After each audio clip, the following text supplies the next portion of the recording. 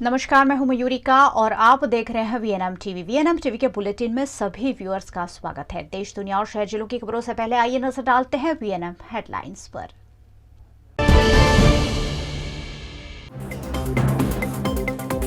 राष्ट्रपति चुनाव पर देश के सभी विपक्षी दल एकजुट मैदान में उतारेंगे एक ही उम्मीदवार।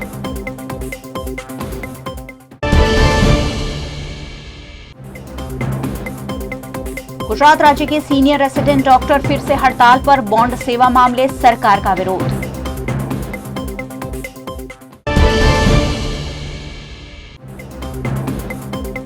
और वडोदरा कांग्रेस ने खोली स्मार्ट सिटी की योजनाओं की पोल, योजनाओं की स्थिति पर उठाए सवाल।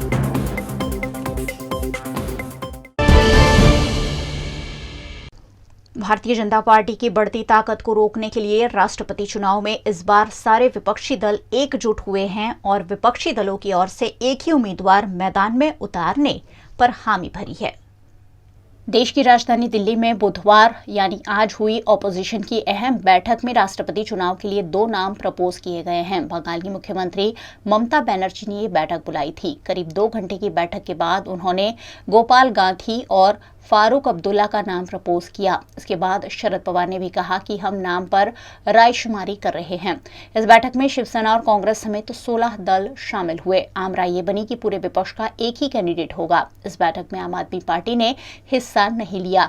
वहीं न्योता नहीं मिलने पर असदुद्दीन ओवैसी नाराज दिखे। बैठक में Congress, CPI, CPIM, CPI ML, RSP, Shiv Sena, NCP, RJD, Samajwadi Party, National Conference, PDP, JDU S, DMK, RLD, IUML और जमुमो के लीडर्स शामिल हुए।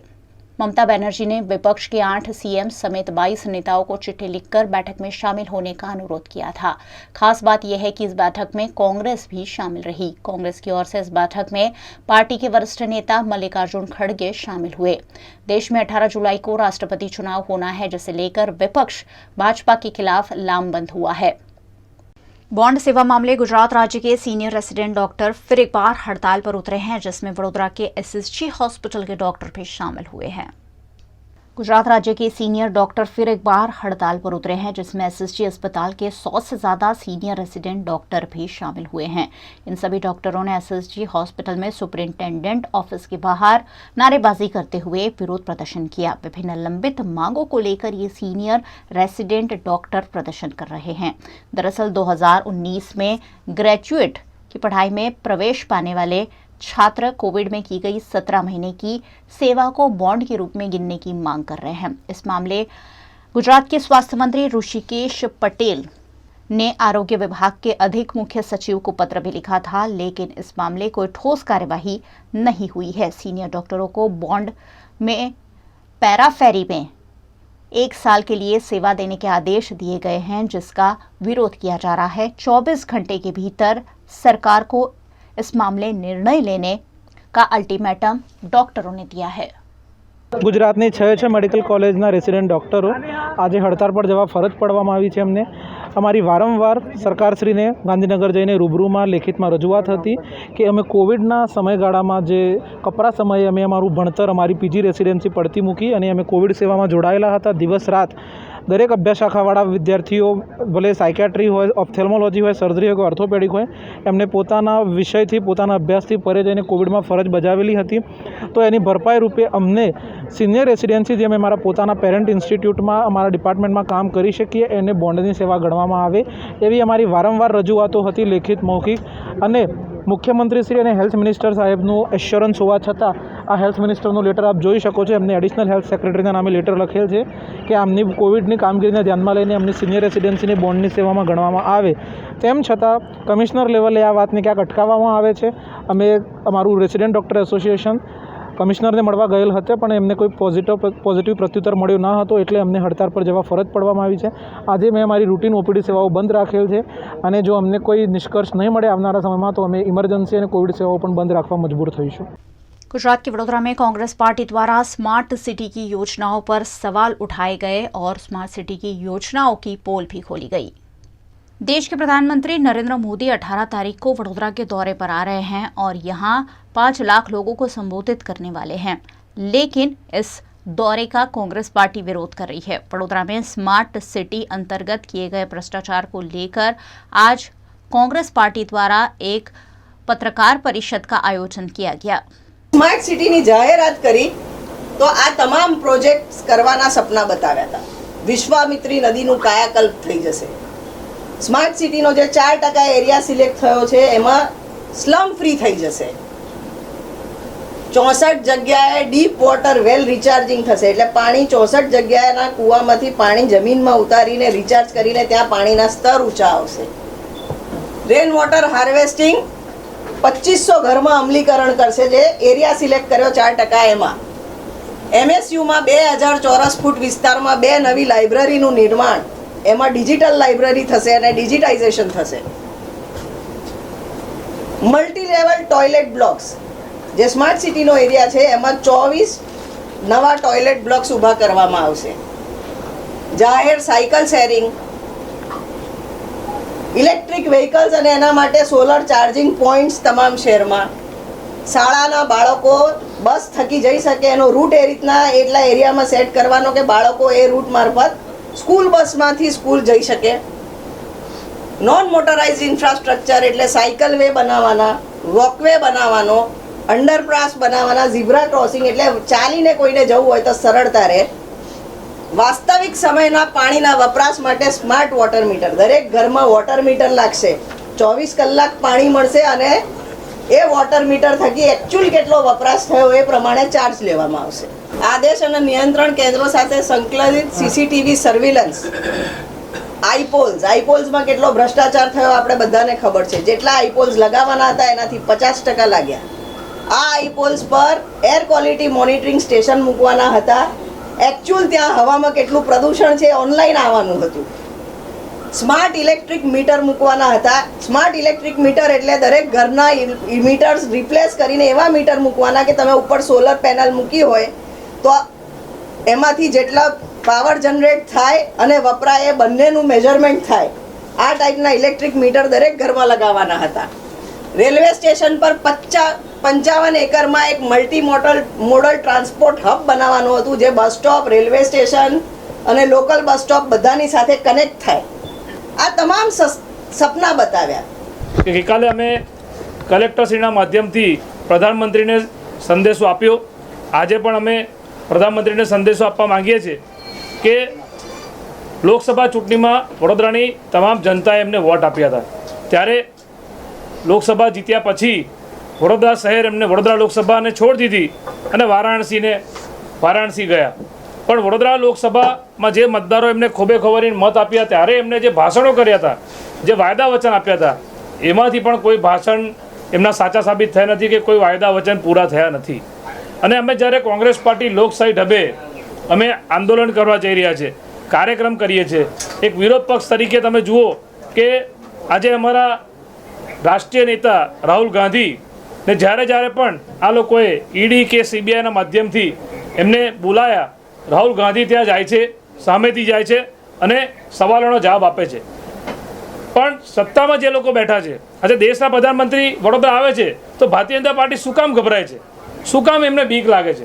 આજે પણ અમે અહીંયા આપણે પ્રેસ કોન્ફરન્સ કર્યા પછી જનમહેલથી એક પદયાત્રાનું આયોજન કર્યું છે। તમે જોયું હશે કે નીચે હમણાં પોલીસનો કાફલો આવ્યો હતો અને અમને એવું કીધું કે ભાઈ અમને ઉપરથી ઓર્ડર છે કે જ્યાં સુધી પ્રધાનમંત્રીનો કાર્યક્રમ પૂરો ના થાય ત્યાં સુધી કોંગ્રેસને કોઈ કાર્યક્રમ કરવા દેવામાં નહીં આવે। તો હું સમજુ છું કે આ લોકશાહી નથી, હિટલરશાહી છે, તાનાશાહી છે।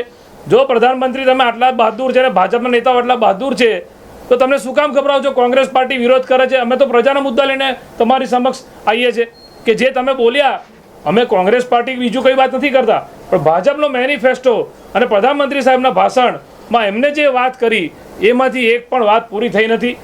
આજે પાણીની વાત હોય, રોડ રસ્તાની વાત હોય, ડ્રેનેજની વાત હોય, આ બધું સ્માર્ટ સિટીનું તો તમે જુઓ કરોડો રૂપિયાનો ધુમાડો, આ પૈસા કઈ ગયા, રૂપિયા કઈ ગયા એ કોઈ જાણતું નથી।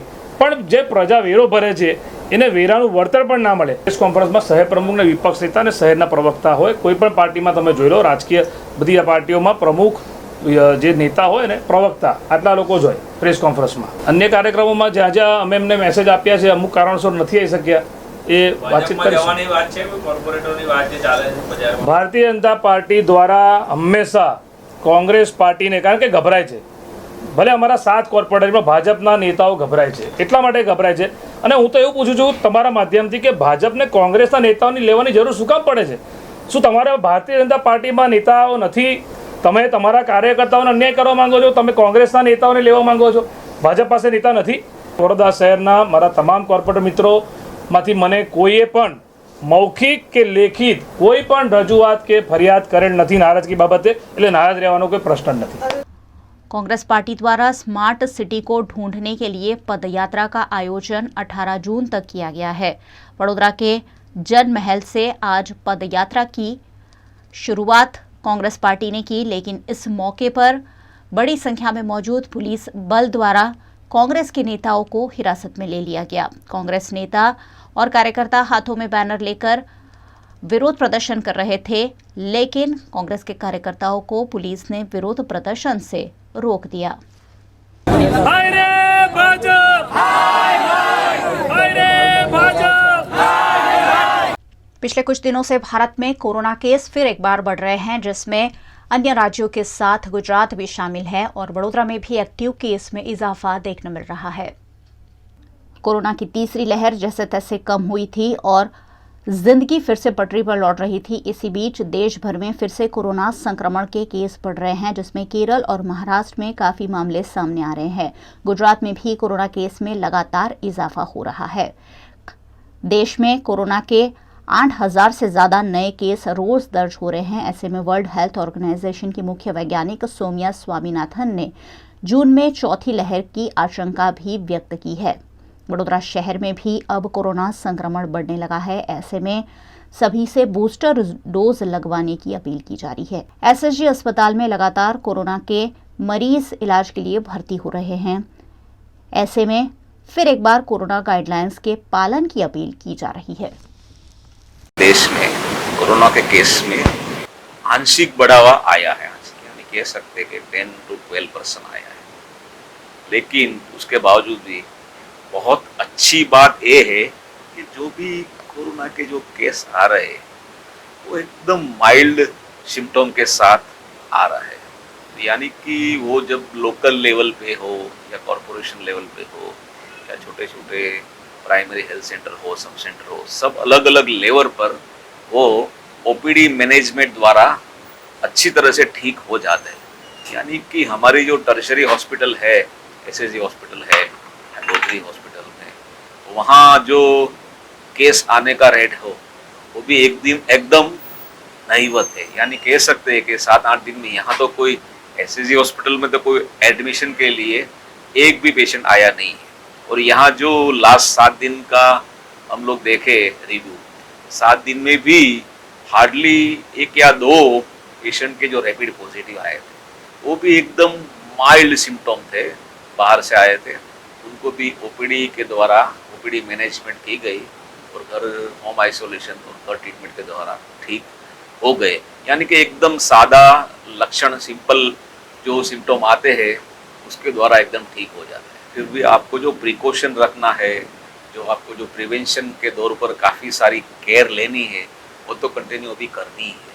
मास्क पहनना हो, जो और क्राउडिंग से थोड़ा दूर रहना हो और सामाजिक अंतर यानी कि सोशल डिस्टेंस हो, वो सब अभी मेंटेन रखने की कोशिश करनी चाहिए। एकदम लाइटली नहीं लेना चाहिए। और जब भी वैक्सीनेशन की जो आपका बाकी डोज रह गया तो भी कंप्लीट कर लेना चाहिए। और जो प्रिकॉशनरी डोज है, जो आप बार बार बूस्टर डोज बोल रहे हैं, वो भी अभी चालू है। एसएसजी हॉस्पिटल हो के बड़ौदा में हर जगह पे कि जो फ्रंट लाइन वर्कर है, हेल्थ केयर वर्कर है, सीनियर सिटीजन है, सबके लिए ये अभी वैक्सीनेशन कंटिन्यू है। तो जो भी वैक्सीनेशन के लिए आना चाहता है, जो मैंने अभी 3 कैटेगरी बोली, वो आज एसएसजी हॉस्पिटल हो, वडोदरा म्यूनिसिपल कॉरपोरेशन या कोई भी सेंटर हो, वहाँ जाके वैक्सीन का डोज अपना कंप्लीट कर लीजिए। अगर दिल्ली और पंजाब में मुफ्त बिजली दी जा सकती है तो गुजरात में क्यों नहीं? इसी सवाल के साथ अब आम आदमी पार्टी वडोदरा शहर में आंदोलन शुरू करने जा रही है। गुजरात में विधानसभा चुनाव के मद्देनजर आम आदमी पार्टी लगातार अपने पांव मजबूत करने की कोशिश कर रही है। हाल ही में प्रदेश आम आदमी पार्टी के नए संगठन का ऐलान भी किया है, जिसके तहत वडोदरा लोकसभा अध्यक्ष के रूप में मयंक शर्मा और वडोदरा शहर अध्यक्ष के रूप में प्रतिमा व्यास पटेल की नियुक्ति की गई है। आम आदमी पार्टी वडोदरा द्वारा गुजरात की जनता को बिजली मुफ्त देने की मांग के साथ आंदोलन शुरू किया जा रहा है, जिस पर पत्रकार परिषद में जानकारी दी गई।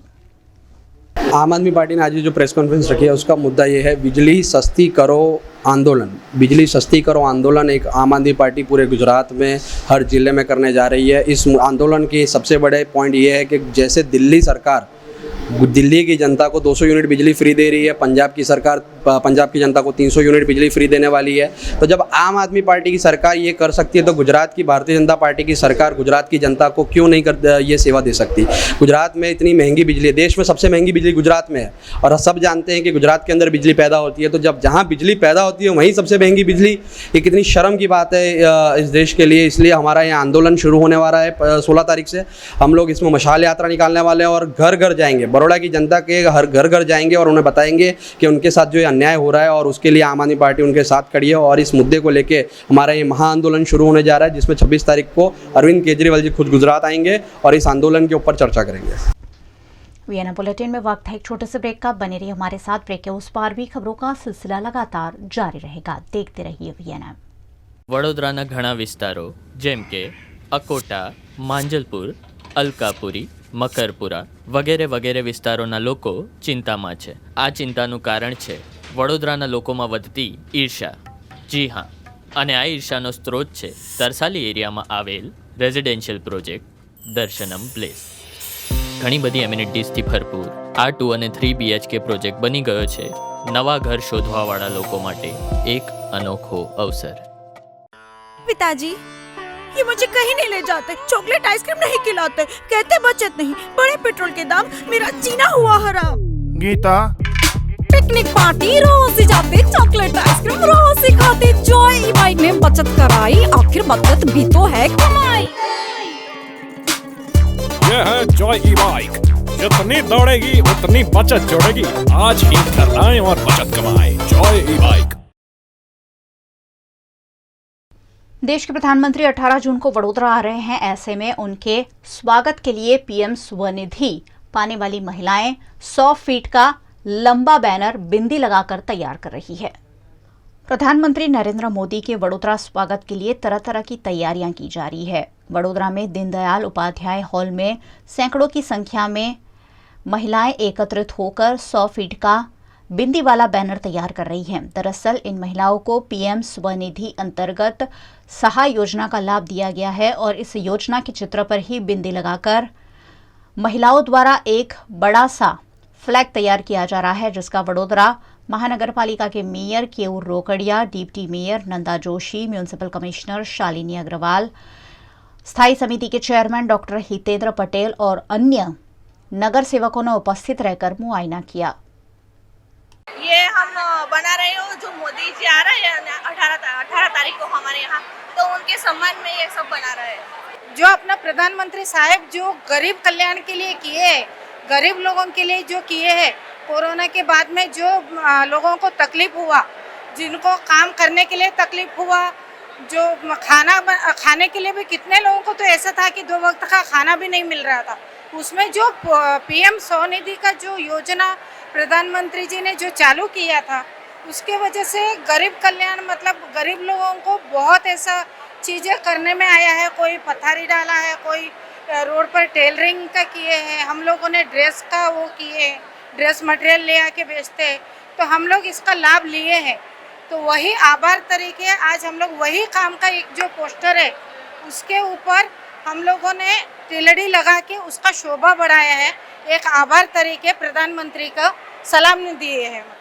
વડોદરા મહાનગરપાલિકા દ્વારા એક વિશેષ અભિયાન ચલાવીને મહિલાઓ જે પથારા ચલાવે છે, લારી ગલ્લા ચલાવે છે, જે ફેરિયાનું પણ કામ કરે છે, શાકભાજી વેચવાનું કામ કરે છે, એમને પીએમ સ્વનિધિ અંતર્ગત 10,000 રૂપિયાની લોન આપવાનું કાર્ય વડોદરા મહાનગરપાલિકા એક ઝુંબેશ સ્વરૂપે કર્યું હતું। ટોટલ વડોદરા શહેરની અંદર જે અમને લક્ષ્યાંક આપવામાં આવ્યો હતો 10,000નો, એ 10,000ના લક્ષ્યાંકની જગ્યા પર પીએમ સ્વનિધિના 16,800 જેટલા રજીસ્ટ્રેશન વડોદરા મહાનગરપાલિકા દ્વારા કરવામાં આવ્યા હતા અને 16,800માંથી 6,800 જેટલી મહિલાઓએ આ પીએમ સ્વનિધિનો 10,000ની લોનનો લાભ લીધો હતો અને એમાંથી કેટલી મહિલાઓએ પોતે આ લોન ભરી દીધી છે અને એમને 20,000ની લોન પણ આગામી દિવસમાં મળી રહી છે અથવા તેમને મળી પણ ચૂકી છે. તો આ તમામ મહિલાઓ દ્વારા જ્યારે પ્રધાનમંત્રી 18મી જૂને વડોદરા આવી રહ્યા હોય તો પ્રધાનમંત્રીનું એક નવીન રીતે સ્વાગત કરવા માટે આજે આ આત્મનિર્ભર ભારત મહિલા સશક્તિકરણ અને પીએમ સ્વનિધિના આ 100 ફૂટ લાંબા બેનર ઉપર બિંદી ચોંટાડીને પ્રધાનમંત્રીનું સ્વાગત કરવાનો કાર્યક્રમ આજે મહિલાઓ દ્વારા કરવામાં આવ્યો છે. भारत के प्रधानमंत्री श्री नरेंद्र भाई मोदी साहब 18 तारीख को वडोदरा आ रहे हैं और उनकी जो महिलाओं के लिए लोक कल्याणकारी स्कीम्स हैं उनके कारण महिलाओं का खूब विकास हो रहा है. खास करके जो पीएम स्वनिधि योजना है उसमें वडोदरा सिटी में 16,000 जितने लाभार्थियों को लाभ मिला है, उसमें से 6,000 जितनी महिला लाभार्थी हैं और उनके कारण उनके जीवन में आर्थिक सशक्तिकरण और महिला सशक्तिकरण हुआ है. आज सभी ये जो पीएम स्वनिधि की लाभार्थी बहनों में से थोड़ी बहनें बिंदी के माध्यम से 100 फुट का बैनर बना रही हैं और अपनी जो खुशी है और आभार है वो व्यक्त कर रही हैं और पीएम स्वनिधि योजना के कारण जो उनमें विकास हुआ है उनके जीवन में उसको यहाँ पे अपने उत्साह में प्रदर्शित कर रही हैं. वीएनएम बुलेटिन में वक्त है वडोदरा शहर से जुड़ी खबरों का. गुजरात की वडोदरा की एमएस यूनिवर्सिटी में आखिरकार कॉमर्स फैकल्टी में प्रवेश प्रक्रिया शुरू की गई है. एमएस यूनिवर्सिटी में कॉमर्स फैकल्टी की प्रवेश प्रक्रिया 25 जून तक चलेगी. कॉमर्स फैकल्टी की करीबन 9,000 बैठकों के लिए आज से प्रवेश प्रक्रिया शुरू हो गई है. बीबीए और बीकॉम ऑनर्स की प्रवेश प्रक्रिया भी जल्द ही एमएस यूनिवर्सिटी में शुरू की जाएगी. देश के प्रधानमंत्री नरेंद्र मोदी गुजरात के शक्तिपीठ पावागढ़ कालिका माता के मंदिर में माथा टेकने भी जाएंगे. यहां देश के प्रधानमंत्री नरेंद्र मोदी के हाथों ध्वजारोहण भी किया जाएगा. ध्वजारोहण की धार्मिक विधि वडोदरा के पंडितों द्वारा संपन्न कराई जाएगी. शनिवार 18 जून को सुबह 9 बजे प्रधानमंत्री पावागढ़ मंदिर पहुंचेंगे. प्रधानमंत्री के दौरे के चलते 16 जून से 18 जून तक मंदिर के द्वार भक्तों के लिए बंद कर दिए गए हैं. शनिवार को प्रधानमंत्री का पावागढ़ में 3 घंटों तक कार्यक्रम चलेगा. वडोदरा कॉरपोरेशन द्वारा नागरिकों को टैक्स भरने की प्रेरणा देने के लिए टैक्स रिफंड की योजना बनाई गई है. म्यूनिसिपल कमिश्नर ने स्टैंडिंग कमेटी में इस प्रस्ताव को पेश किया है, जिस पर 16 जून यानी कि कल आयोजित होने वाली स्टैंडिंग कमेटी की बैठक में निर्णय लिया जाएगा. इस योजना के तहत वर्ष 2022-2023 का रेसिडेंशियल टैक्स एक साथ भरने वाले नागरिक को 10% की रियायत दी जाएगी. दूसरे महीने टैक्स भरने वाले को रेसिडेंशियल में 7% और कमर्शियल में 5% छूट दी जाएगी. वडोदरा शहर में रेलवे स्टेशन निकट एक रिक्शा में आग लगने की घटना सामने आई. रिक्शा में आग किन वजहों से लगी वो पता नहीं चल पाया है, लेकिन अचानक सड़क पर खड़ी रिक्शा में आग लग जाने से अफरा तफरी का माहौल देखने मिला. घटना की जानकारी दमकल विभाग को दी गई. दमकल विभाग ने मौके पर पहुंचकर आग पर काबू पाया. घटना में किसी के हताहत होने की खबर नहीं है, लेकिन रिक्शा काफी क्षतिग्रस्त हुई है. वडोदरा में भी अब मॉनसून का असर देखने मिल रहा है. वडोदरा का मौसम बदला बदला देखने मिल रहा है. वडोदरा के आसमान पर काले काले बादल छा गए हैं और कई इलाकों में हल्की बूंदाबांदी भी दर्ज हो रही है. मौसम बदलने से वडोदरा के नागरिकों को गर्मी से राहत मिल रही है. साथ ही बरसात के चलते गीली मिट्टी की खुशबू से वडोदरा महक रहा है. गुजरात के मुख्यमंत्री भूपेंद्र पटेल एक दिन अचानक वडोदरा के एकता नगर के दौरे पर पहुंच गए थे और यहां उन्होंने आवश्यक दिशा निर्देश भी दिए थे, जिसके तहत लोगों के घर घर तक पानी पहुंचाने के कार्य का शुभारंभ हुआ है. वडोदरा के एकता नगर इलाके में पानी की काफी किल्लत थी, जिस पर वडोदरा शहर आए मुख्यमंत्री भूपेंद्र पटेल ने अधिकारियों को आवश्यक दिशा निर्देश दिए थे. इस दिशा निर्देश के आधार पर यहां पानी की पाइपलाइन लगाकर लोगों को घर घर तक पानी देने की योजना का शुभारंभ स्थायी समिति के अध्यक्ष डॉक्टर हितेंद्र पटेल और अन्य नगर सेवकों की उपस्थिति में किया गया. माननीय मुख्यमंत्री श्री भूपेंद्र भाई पटेल अपने एकता नगर विस्तार में वडोदरा शहर में जब आए थे तभी उन्होंने बताया था कि हमारा जो एरिया है वहाँ पे जो सेवा बस्ती है वहाँ पे पानी और ड्रेनेज का सुविधा प्राथमिक सुविधा होना चाहिए। उसी तहत आज रोज़ माननीय मुख्यमंत्री के मार्गदर्शन में वडोदरा कॉरपोरेशन ने सभी पदाधिकारियों के साथ में मिल के एक अलग काम शुरू किया है, जहाँ पे सेवा बस्ती जहाँ रहती है वहाँ पानी का लाइन पहुँचे और सभी को अपने घर तक पानी का MDPA का जो लाइन है कनेक्शन है वो भी प्राप्त हो। अच्छी तरह से सभी लोगों ने भी सराहा है और आने वाले टाइम में जो मेन लाइन से उनकी गली में पानी का लाइन जाएगा वहाँ उनका जो प्रोविज़न है कॉरपोरेशन का वो पूर्ता करेंगे, फिर उनको पानी का लाइन मिलेगा। और 18 को मोदी साहब आने वाले हैं, वहाँ भी ये सब मित्र ज्वाइन होंगे, ऐसा उन्होंने प्रतिभाव भी दिया है। वडोदरा आम आदमी पार्टी द्वारा गुजरात में भी निःशुल्क बिजली देने की मांग करता हुआ आवेदन कलेक्टर कार्यालय में दिया गया। वडोदरा आम आदमी पार्टी द्वारा गुजरात की जनता को 200 यूनिट बिजली मुफ्त देने की मांग करता हुआ आवेदन जिलाधीश कार्यालय में दिया गया। दिल्ली और पंजाब में आम आदमी पार्टी की सरकार है, जहां केजरीवाल द्वारा निःशुल्क बिजली दी जा रही है। ऐसे में गुजरात में भी नागरिकों को निःशुल्क बिजली का लाभ देने का आह्वान आम आदमी पार्टी द्वारा किया जा रहा है। इस मौके पर आम आदमी पार्टी के वडोदरा लोकसभा अध्यक्ष मयंक शर्मा और वडोदरा शहर अध्यक्ष प्रतिमा व्यास पटेल और आम आदमी पार्टी के नेताओं और कार्यकर्ताओं ने हाथों में बैनर पोस्टर के साथ इस मामले अपना विरोध जताया। आज हम बिजली के मुद्दे को लेके कलेक्टर श्री से सरकार तक पहुंचाने के लिए आवाज़ पहुंचाने हमारी आए हैं कि जो गुजरात में सबसे ज़्यादा बिजली पैदा होती है और वही गुजरात सरकार दूसरे राज्यों को बेचती है, वहां से भी मुनाफा कमाती है और गुजरात की जनता को भी डबल चार्ज ट्रिपल चार्ज करके बिजली देती है, वहां से भी मुनाफा कमाती है। ये भ्रष्टाचार भाजपा की गुजरात की सरकार इतने सालों से गुजरात की जनता को लूट रही है, उनकी सात पीढ़ी बैठ के खाए इतने पैसा इकट्ठा कर रही है और इधर जनता की कमर टूट रही है।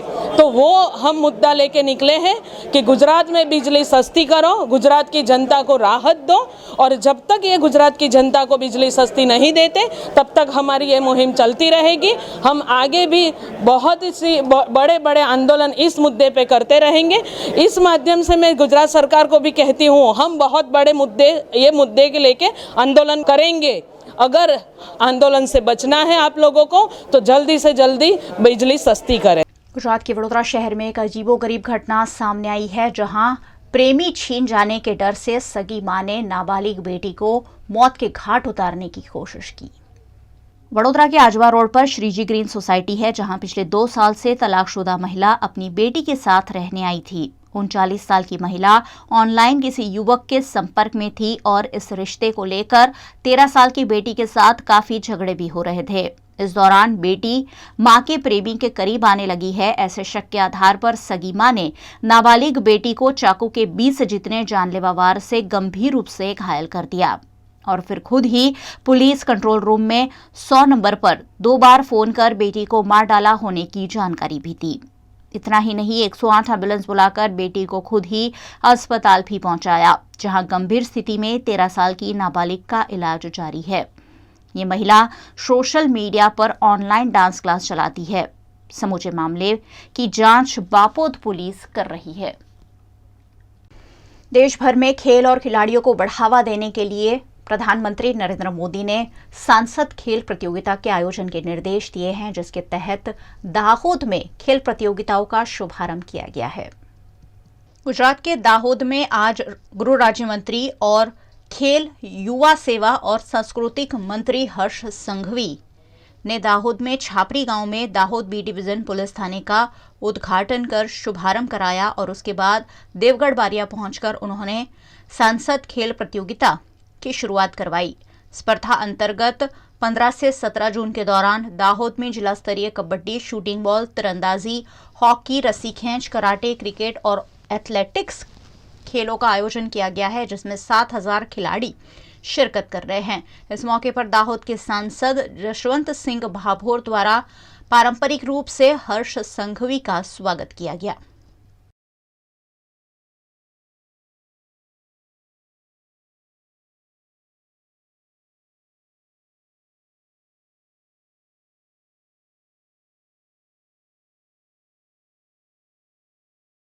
उद्घाटन समारोह में सांसद जसवंत सिंह भाभोर के साथ मंत्री कुबेर डिंडोर, निमिषा सुथार, जिला भाजपा अध्यक्ष शंकर अमलियार, बचू खाबड़ समेत के भाजपा नेताओं की उपस्थिति रही।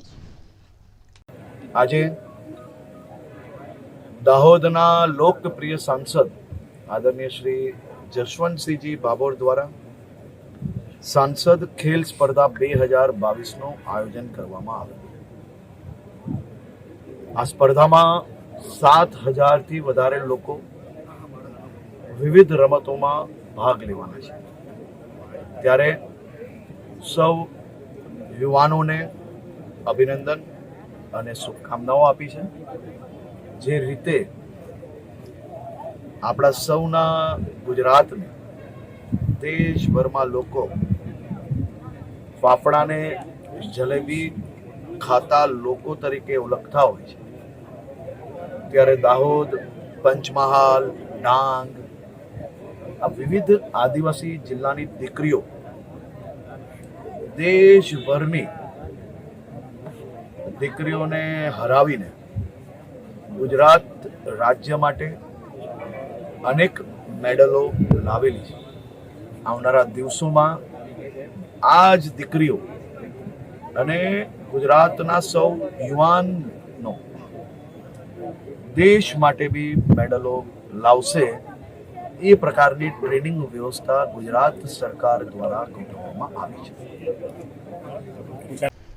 गुजरात के भावनगर में मॉनसून की धमाकेदार एंट्री हुई है, लेकिन पहली ही बारिश की बौछार ने महानगर पालिका की पोल खोलकर रख दी है। गुजरात में मॉनसून दस्तक दे चुका है और अब अलग अलग शहरों से बारिश की खबरें लगातार सामने आ रही है। गुजरात के भावनगर में पहली बारिश की धमाकेदार एंट्री हुई। बिजली के कड़ाकों के साथ शहर के कई इलाकों में बरसाती माहौल देखने मिला। पहली बारिश में ही शहरों के मुख्य रोड पर पानी भर गया। सुबह से ही भावनगर के आसमान में काले काले बादल छाए थे और आखिरकार बारिश की एंट्री से जनजीवन काफी खुश देखने मिला। लोगों को गर्मी से आंशिक राहत मिली, वहीं किसान भी खुशहाल नजर आए। लेकिन इसी बीच भावनगर में पहली बारिश में ही महानगर पालिका की पोल खुल गई। निचले इलाकों में घुटनों तक पानी भर गया, जिसके चलते लोगों को आवाजाही में दिक्कत आई। ऐसे में भावनगर महानगर पालिका की प्री मॉनसून कार्यवाही पर कई सवाल उठ खड़े हुए। नदी नालों की सफाई, निचले इलाकों में पानी के निकाल के लिए कोई व्यवस्था पालिका द्वारा नहीं की गई है। ऐसे में जुएल सर्कल, बोर तालाब, नीलमबाग, भरतनगर, कालियाबीड़ समेत के इलाकों में कई फीट पानी भर गया। प्री मॉनसून कार्यवाही के नाम पर लाखों रुपए का खर्च तो महानगर पालिका द्वारा किया गया, लेकिन फिर भी लोगों को तो समस्याओं का सामना करना ही पड़ा। ऐसे में पालिका के खिलाफ लोगों में रोष भी देखने मिला। गुजरात के सुरेंद्रनगर के वढवाण में प्राथमिक सुविधाओं का अभाव है, जिसके चलते नाराज लोगों ने आम आदमी पार्टी के साथ मिलकर सुरेंद्रनगर वढवाण बाईपास पर चक्काजाम किया। गुजरात के सुरेंद्रनगर के वढवाण के गणपति फाटसर इलाके में प्राथमिक सुविधाओं का अभाव है। सड़क, गटर समेत के कई काम पालिका द्वारा नहीं किए जाने पर आम आदमी पार्टी की अगुवाई में स्थानीय निवासियों द्वारा राजकोट बाईपास पर चक्काजाम किया गया, जिसके चलते यहां ट्रैफिक जैम की समस्या पेश आई। मौके पर पहुंची पुलिस ने स्थानीय निवासियों को समझाने की कोशिश की। बार बार शिकायतों के बावजूद विकास कार्य नहीं होने से लोग परेशान हो रहे हैं। ऐसे में विरोध प्रदर्शन कर रहे लोगों को पुलिस ने हिरासत में भी लिया। गणपति फास्टर वढवाण वोर्ड नंबर 11 में आज अमे नगरपालिका विरुद्ध में चक्काजाम करवाना था, केम के नगरपालिका गणपति फास्टर विस्तार में रोड रस्ता बाबते वारंवार रजूआत करवा जता अमने लॉलीपॉपो आपता, त्यारे अमे चीमकी आपेली कि आ समय अने आ वारे जो अमारा काम नहीं थाय तो अमे आम आदमी पार्टी द्वारा चक्काजामनो अमे प्रोग्राम आपशुं। त्यारे आज वढवाण पोलीस स्टेशन द्वारा अमारी अटकायत करवामां आवी छे। त्यारे नगरपालिका अने पोलीसनुं मिलीभगतथी काम थतुं होय तेवुं देखाय छे, केम के विरोध करता पहेला ज पण अमने उठावी गया। अगाऊ उठावी जवानुं कारण शुं? आ विरोध करवानो आ देशमां कोईने हक नथी। आगामी समयमां नगरपालिका घेरावनो अमारो कार्यक्रम रहेशे। रोड रस्ता बाबत लोकोए ત્યાંના રહેવાસીઓ અનેકવાર રજૂઆત કરવા છતાં નગરપાલિકા તંત્રએ આ બાબતની કોઈ ગંભીર કામગીરી કરી નથી। 15 દિવસ પહેલા લોકોને સાથે લઈ આમ આદમી પાર્ટીના આગેવાનોએ નગરપાલિકાએ રજૂઆત કરી હતી કે કામ તાત્કાલિક ધોરણે કરી આપવું, નહીતર આમ આદમી પાર્ટી લોકોને સાથે રાખી ચક્કાજામ કરશે. જે સંદર્ભે ત્યાંના ચીફ ઓફિસરે એવું કીધું હતું કે 15 દિવસમાં અમે મોટરેબલ એટલે કે ગાડી ચાલી શકે સંતોષકારક રીતે એ મુજબનો રસ્તો કરી આપશું, પરંતુ નગરપાલિકા એ બાબતની કોઈ કામગીરી ન કરતા ત્યાંના રહેવાસીઓ સાથે અત્યારે અમે ચક્કાજામ કર્યો હતો અને વિરોધ પ્રદર્શિત કરવા માટે અને નગરપાલિકાની નિંબર કુંભકર્ણની નિંદ્રા ઉડાડવા માટે અમે આ કાર્યક્રમ કર્યો હતો. ત્યારે તેઓએ પોતાની નિષ્ફળતા છુપાવવા માટે ભાજપ સરકારે પોલીસને આગળ ધરી અમારી ધરપકડ કરી અત્યારે વઢવાણ पुलिस स्टेशन लाविया है. गुजरात के पूर्व मुख्यमंत्री विजय रूपाणी की सरकार में मंत्री रहे जेतपुर के विधायक जयेश रादड़िया के खिलाफ भारतीय जनता पार्टी के नेता ही सहकारी मंडली मामले विरोध जता रहे हैं. गुजरात के राजकोट के जेतपुर में पिछले 3 महीने से राजकोट के सहकारी क्षेत्र मामले भाजपा के नेताओं के बीच गुटबाजी चल रही है. सहकारी क्षेत्र के 4 असंतुष्ट सीनियर अग्रणियों ने राज्य सरकार में जयेश रादड़िया के खिलाफ पत्र लिखा था और जयेश रादड़िया पर राजकोट जिला सहकारी बैंक में भर्ती घोटाला और गड़बड़ियों की जानकारी दी थी. लेकिन इस मामले कोई कार्रवाई नहीं होने से भाजपा के नेता नितिन ढाकेचा ने अब हाईकोर्ट में याचिका दायर की है. इस मामले नितिन ढाकेचा ने मीडिया को कहा कि प्रदेश भाजपा की ओर से कोई मध्यस्थी नहीं की गई है. ऐसे में उन्हें आशा है कि कोर्ट उनके हित में निर्णय देगी. રાજકોટ ડિસ્ટ્રિક્ટ બેંકની અંદર જે ભ્રષ્ટાચાર થઈ રહ્યો છે એ મુદ્દે અમે અવારનવાર સરકારમાં રજૂઆત કરેલી. રજૂઆતમાં સરકારી અધિકારીઓ રાજ્ય રજિસ્ટ્રાર અને રાજ્યના સચિવશ્રીએ અમને ન્યાય આપેલ નહીં, જેથી અમે હાઈકોર્ટની અંદર ન્યાય માટે ગયા છીએ અને હાઈકોર્ટે આ રીટ સાંભળવા માટે 5 જુલાઈ તારીખ રાખેલ છે. રાજકોટ ડિસ્ટ્રિક્ટ બેંકની અંદર જે ભ્રષ્ટાચાર થઈ રહ્યો છે, ભરતી કૌભાંડ, જે ભરતીની અંદર પૈસા લઈને ભરતી કરવામાં આવે છે એની અમે વિરુદ્ધમાં રજૂઆત કરેલ છે અને ભરતીની અંદર પૈસા લેવાના બંધ થાય અને જે શિક્ષિત અને જે સારા કર્મચારીઓ છે, જે સારા ભણેલ ગણેલ છોકરાઓ છે એમને ન્યાય મળે એના માટે નિયમ. આ અમે બધા પ્રદેશમાં અમારા પ્રદેશ પ્રમુખશ્રીને અને જે રજૂઆત કરવાની થતી હોય ત્યાં અમે બધે રજૂઆત કરેલ છે. કોઈ સમાધાનની વાત છે નહીં, અમે ન્યાય મળે એના માટે મહેનત કરી રહ્યા છે અને આગળ ઉપર જે કાંઈ આગેવાનો ધ્યાન દોરશે એમાં જોશું.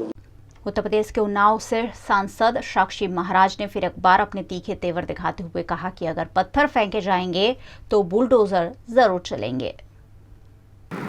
असल में मोदी जी का सबका साथ, सबका विकास, सबका विश्वास, सबका प्रयास, ये महामंत्र के आधार पर एक नए भारत की संरचना हुई है और ये भारत विकासवाद के रास्ते पर, राष्ट्रवाद के रास्ते पर चल पड़ा है. इन 8 सालों में मोदी ने इतना विकास किया है कि जितने भी राजनीतिक दल हैं उन राजनीतिक दलों के पैरों के नीचे की मिट्टी खसक गई, कहीं टिक नहीं पा रहे. सारे दल मिलकर के लोकसभा में विपक्ष का नेता नहीं चुन पाए, तो ये सबको रास नहीं आ रहा.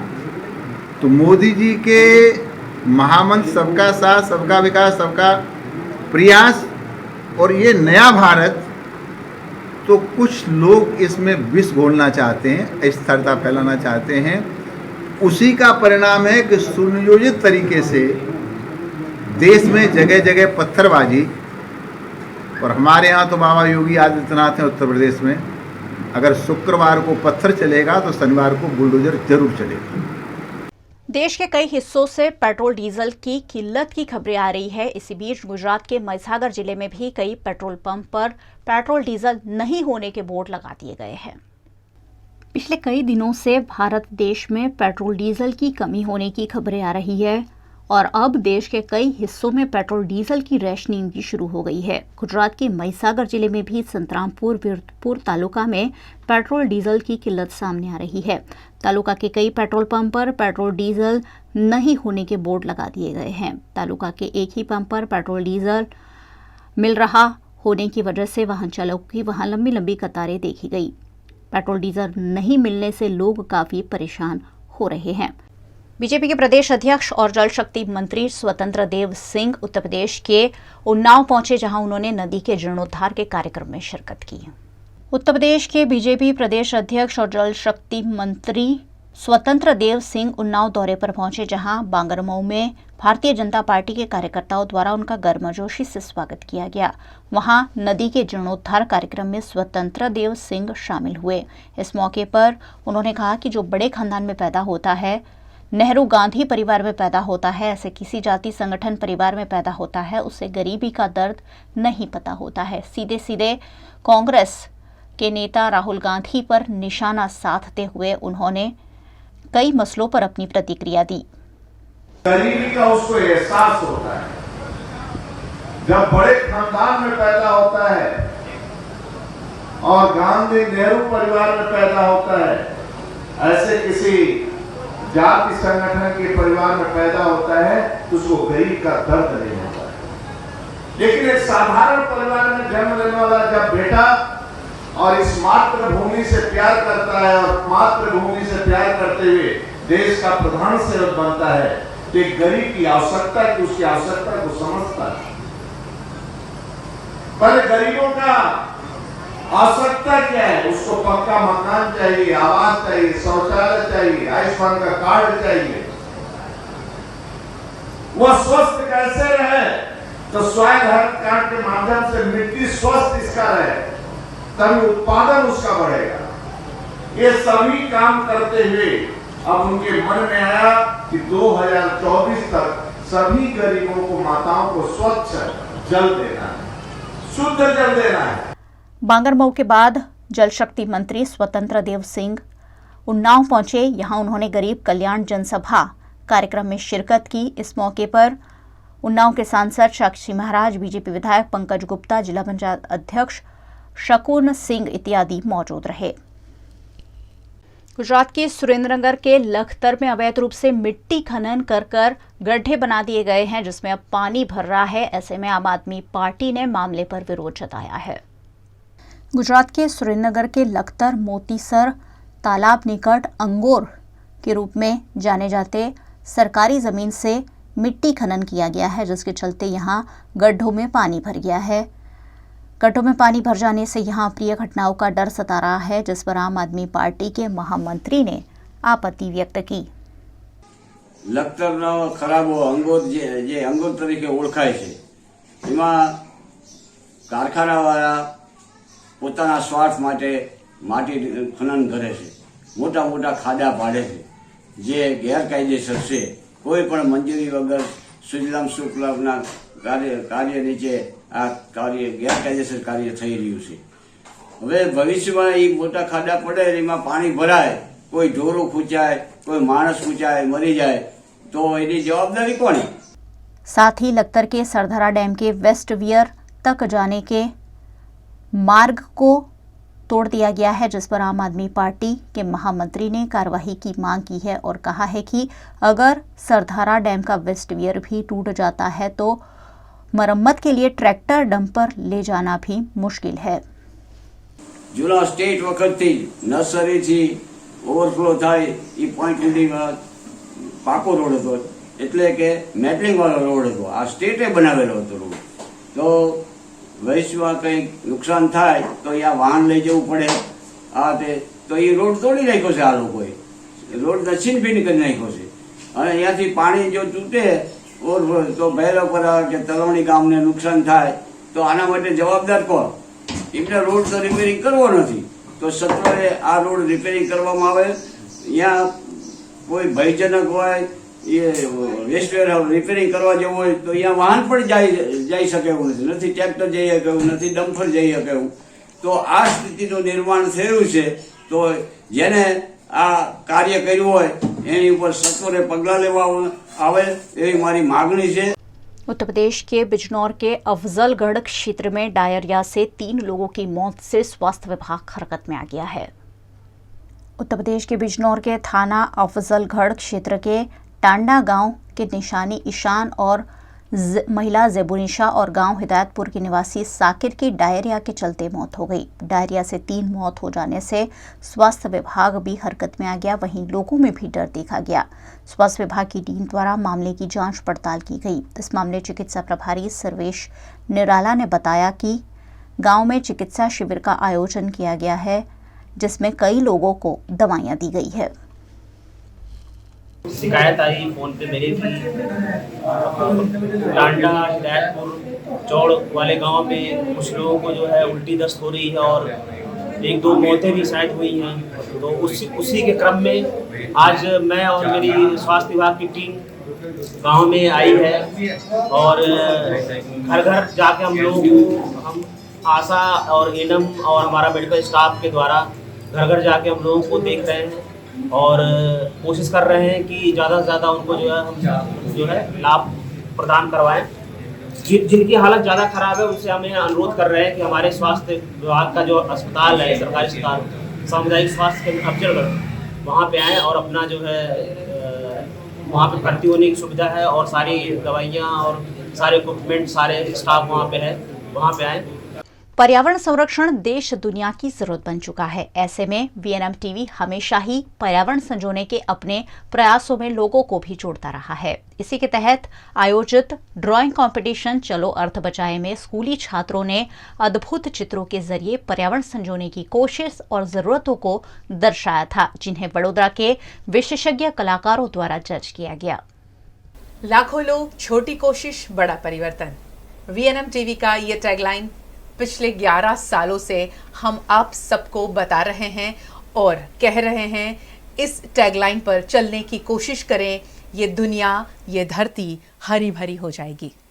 हर साल वीएनएम एनवायरमेंटल एक्सीलेंस अवार्ड के तहत हम ऐसे कई प्रयासों को सराहने की कोशिश करते हैं जो पर्यावरण को संजोने की हर कोशिश में पूरी जिंदगी से जो व्यक्ति कोशिश कर रहा है और अपनी कार्यप्रणाली में पर्यावरण को संजोने की बात को उन्होंने रूटीन लाइफ में ले लिया है।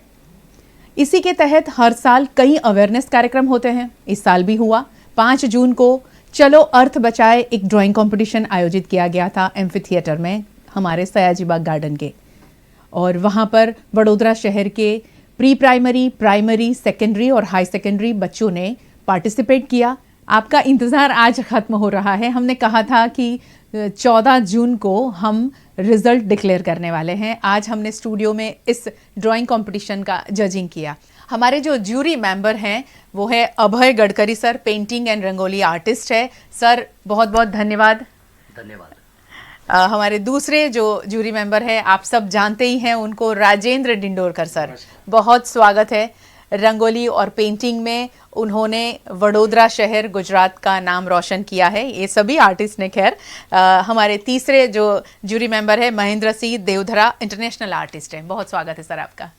पर्यावरण संरक्षण पर बनाए गए सैकड़ों चित्रों को वडोदरा के अग्रणी कलाकारों द्वारा आज परखा गया, जिसमें international artist Mahendra Singh Deodhar, painting और रंगोली आर्टिस्ट अभय गडकरी और वडोदरा के इंटरनेशनल आर्टिस्ट राजेंद्र डिंडोरकर ने छात्रों के चित्रों को विभिन्न पैमानों पर जांचा। महेंद्र सिंह देवधर सालों से पेंटिंग और रंगोली आर्ट के साथ जुड़े हुए हैं। स्वस्तिक रंगोली कलाकार ग्रुप के साथ उन्होंने 34 से ज्यादा एग्जीबिशन में शिरकत की है और कई राष्ट्रीय पुरस्कार भी जीते हैं। वहीं 50 से ज्यादा सालों से रंगोली और पेंटिंग बनाने वाले वडोदरा के कलाकार अभय गडकरी देश दुनिया में अपनी कला को लेकर खूब नाम कमा चुके हैं। भारत के साथ साथ न्यूजीलैंड, दुबई जैसे कई देशों में अपनी कला को प्रदर्शित कर चुके हैं। स्वस्तिक रंगोली कलाकार ग्रुप से वे पिछले कई सालों से जुड़े हुए हैं। प्रतियोगिता को जज करने वाले अंतर्राष्ट्रीय कलाकार राजेंद्र डिंडोरकर ने वडोदरा में श्री आदित्य फाइन आर्ट्स और स्वस्तिक रंगोली कलाकार ग्रुप की स्थापना की है। 60 से ज्यादा रंगोली पेंटिंग एग्जीबिशन में हिस्सा ले चुके हैं, 40 से ज्यादा अवार्ड जीत चुके हैं और वडोदरा का नाम राष्ट्रीय अंतर्राष्ट्रीय स्तर पर रोशन भी कर चुके हैं। आज इन विशेषज्ञों ने बच्चों द्वारा बनाए गए सैकड़ों चित्रों को परखते हुए श्रेष्ठ चित्रों को पसंद किया। चित्र प्रतियोगिता चलो अर्थ बचाए में प्री प्राइमरी कैटेगरी में तन्मय राणा ने पहला स्थान हासिल किया है। रिवान प्रजापति सेकंड आए हैं, जबकि काशवी शाह का चित्र तीसरे नंबर पर पसंद किया गया है। इस कैटेगरी में 2 कॉन्सोलेशन प्राइज भी दिए गए हैं, जिसमें पहला मिस्टी जोरिया और दूसरा वक्त देवपुरकर ने जीता है। पहली और दूसरी कक्षा के छात्रों की कैटेगरी में पहला स्थान द्विजा शाह को, दूसरा प्रेरक लोढ़ाया और तीसरा जिशवंत पटेल को मिला है। कॉन्सोलेशन प्राइज में पहला कियान मेहता और दूसरा शानवी प्रजापति को मिला है। जबकि प्राइमरी कैटेगरी में पहला स्थान आम चिताक्षी समंता, दूसरा खनक कापड़िया और तीसरा रिदम सेठ ने पाया है। इस कैटेगरी में 4 कॉन्सोलेशन प्राइज दिए गए हैं, जिसमें पहला आरव गुप्ता को, दूसरा अभिकृति पाठक को, तीसरा नव्या पटेल को और चौथा जीशा शाह को दिया गया है। सेकेंडरी कैटेगरी में विधि शर्मा पहले नंबर पर आई है। टिया टोलानी ने दूसरा स्थान हासिल किया है, जबकि पलक त्रिवेदी का चित्र तीसरे नंबर पर पसंद किया गया है। कॉन्सोलेशन प्राइज में पहला वैष्णवी ठक्कर, दूसरा नेत्रा शाह और तीसरा विश्वम शाह को मिला है। जबकि हायर सेकेंडरी कैटेगरी में पहला स्थान विधि चौहान, दूसरा वंशिका घाग, तीसरा प्रियांशु गांधी को मिला है। जबकि कॉन्सोलेशन प्राइज में पहला भूमिका मांडलिया और दूसरा कारवी शाह को मिला है। सभी विजेताओं को वीएनएम परिवार की ओर से शुभकामनाएं दी जाती है। तीनों से एक कॉमन सवाल है कि जैसे मैंने कहा कि प्री प्राइमरी के बच्चों ने भी कलर फीलिंग किया और फर्स्ट स्टैंडर्ड के बच्चों ने अपने अपने तरीके से अर्थ को सेव करने की जो बात बताई, क्या कहेंगे सर? क्या एफर्ट्स रहे बच्चों के? क्या अच्छा लगा आपको? बहुत अच्छा काम किया है बच्चों ने। प्री प्राइमरी के बच्चों ने भी बहुत सूझबूझ के साथ रंग भरे हैं कि जहाँ वार्म चाहिए, जहाँ कूल चाहिए, उस तरह से रंग भरे हैं जी। उन्होंने अपना थिंकिंग भी बहुत अच्छा लगाया है और कलर कॉम्बिनेशन में भी पिक्चर्स बहुत सारे अच्छे बनाए हैं कि भाई अच्छा लगे और एनवायरनमेंट को बूस्ट करे, उसको एनकरेज करे। इस तरह के पेंटिंग उन्होंने बनाए हैं, बड़ा अच्छा लगा उनके पेंटिंग्स देखकर। जी, वडोदरा शहर में वैसे भी कलाकारों की कमी नहीं है, हम सब जानते हैं, मगर जब ये छोटे बच्चों को हम जब उनकी कलाकारी दिखाने का मौका देते हैं तो मुझे ऐसा लगता है कि हम नए कलाकार उभारने की कोशिश करते हैं। राजेंद्र सर, आप तो वैसे भी वीएनएम का हिस्सा रहे हैं इतने सालों से, क्या कहेंगे ये कंपटीशन में जो आपने जजिंग किया, क्या आपने फील किया? बच्चे क्या सोचते हैं? वीएनएम को बहुत ही धन्यवाद देना चाहता हूँ, क्योंकि क्या होता है ना कि एनकरेजमेंट बहुत ही काम करता है। और दूसरी बात की अवेयरनेस जो है, जो ये सब्जेक्ट है कि चलो अर्थ बचाए, तो जो अर्थ का अर्थ है ना बहुत ही सराहनीय है और बच्चों ने वो सोच समझ के उसमें डालने की कोशिश भी कर ली है। देखो ना, इसमें भी लिखा है चलो पृथ्वी बचाए।